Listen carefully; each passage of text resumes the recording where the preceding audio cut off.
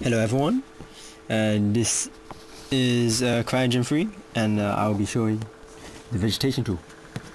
Now, Vegetation helps with adding scenery to your level, and it also helps with making areas look dense, and it has textures. It also helps with breaking it up as well. Now, as you can see right here, this is one of my parts of the map. And you can see that it has made this area look very dense. If I just hide the vegetation right now, you can see that the textures that are there. You can see what's behind it, and it just doesn't look as dense as it was before. Now let me just quickly go to a different part of the map.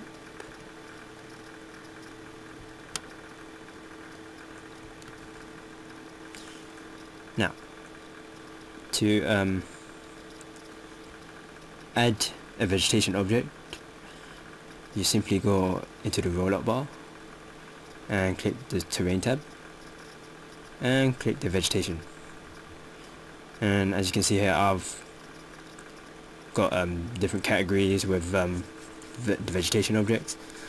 Now, normally this would be blank if you just started making a level. But to start adding vegetation objects, you would click this icon here to add a category. Now, adding categories are good because it helps with organizing your objects. So for now, I'm going to just name this forest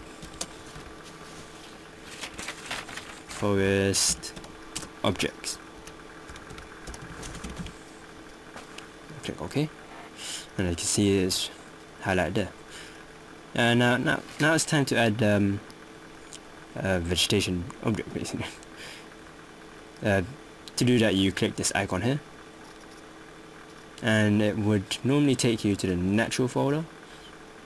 And as you can see here, each folder has a different vegetation object. I'm going to click vegetation, aspen, and I'm going to click this type of tree.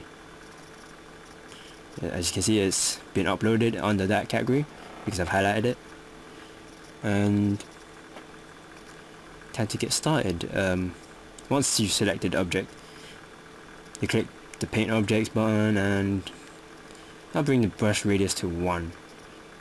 Now you can set the brush radius to any amount, but I've set up to 1 so that I can precisely place the object at a certain location.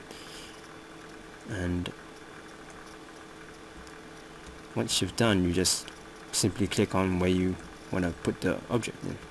And as you can see, the object has appeared onto the level. We are also able to change the options of the object. If I simply scroll down here, you can see there are different parameters that can be changed.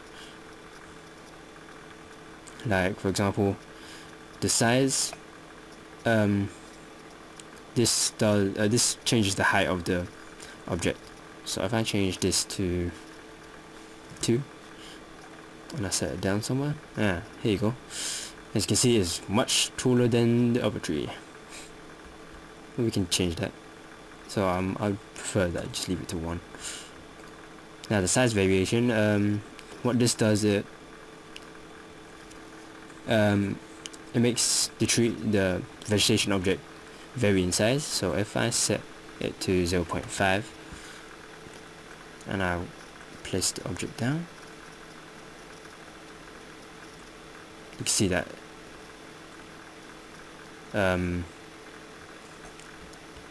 these trees will be set at different random height in between 0.5 and the highest height that you've set it to, which I've set it to 1. So the height would vary from 0.5 to 1.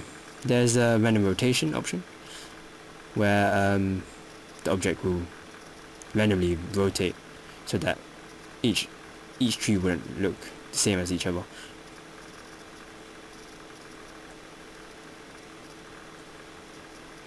Align to terrain. What this does is it makes the tree follow the terrain surface. So if it's like on a little slope, it'll fix the tree into that angle.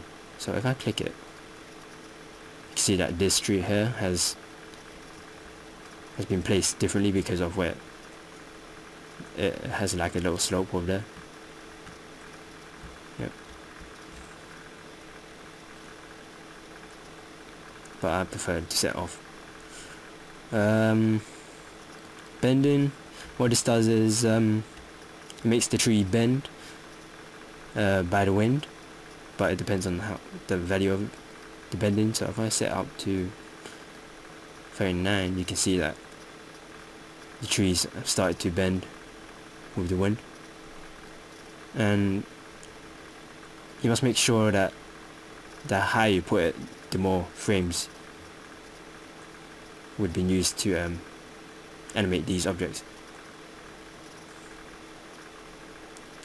So keep in mind of the frames while doing that.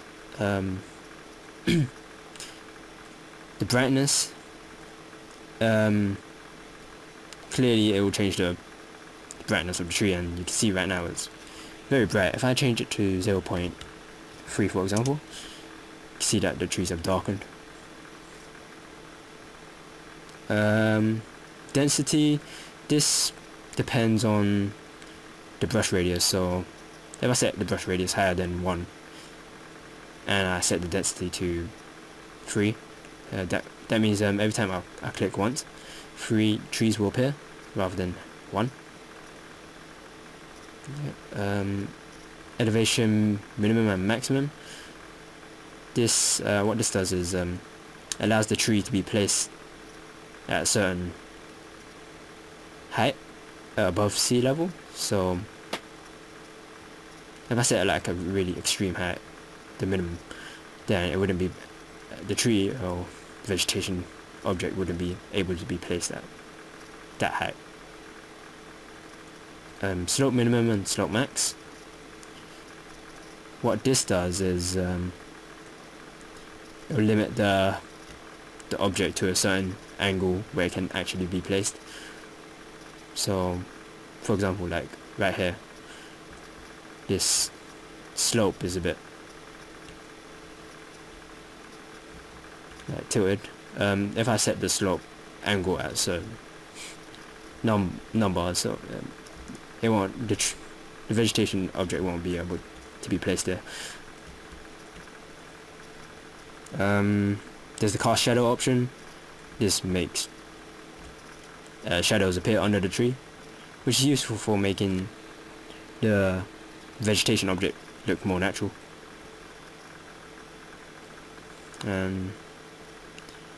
Yeah, that's pretty much it for the parameters of the vegetation object. Now there are 2 different types of vegetation objects to keep in mind. There are these ones, which are high resolution vegetation objects, and there's also low resolution vegetation objects. These 2 types of vegetation can create a huge impact on the gameplay because of the frames that it uses. Like for example, let me just get one of the low resolution trees out to my map. As you can see that these trees here, they don't look visually impressive as the ones that I've placed right now. Like if you compare that to those trees there, you can see that they are different. These low resolution trees are useful for background scenery, which is basically areas that are inaccessible to the player, whereas the high resolution trees are accessible to the players. This means that the players will be able to see that these type of high resolution trees and these low res. This is important because it makes the frames per second like either higher or lower, and if it goes too low, as you can see from what I'm doing right now, it just makes the gameplay slower. And that's pretty much it for vegetation. So thank you for listening, and there will be more CryEngine videos later on.